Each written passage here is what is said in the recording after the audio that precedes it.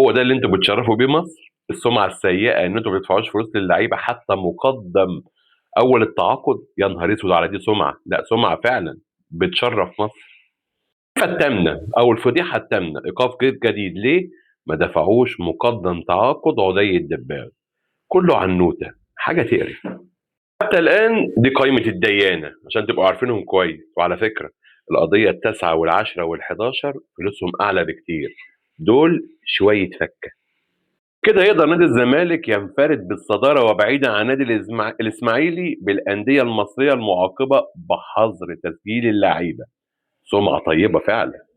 رغم كل ده ما قدروش يا عيني يبقوا على القمة في أفريقيا في الحتة دي، برضه فضلوا المركز الثاني، مع إني كنت بقول قبل كده إن هم الأولاني، بس لا، كانت معلومة غلط. بس لما يوصلوا 11 او 12 قضيه هيعدوا متيامه ده، وهم كده كده الثاني عربيا، مش هيوصلوا 15. الفضايح مش توصل للمرحله دي. فنادي الزمالك والصوره الذهنيه حاجه تكسف. نادي احنا بنجيب اللعيبه حتى المقدم ما بندفعهوش.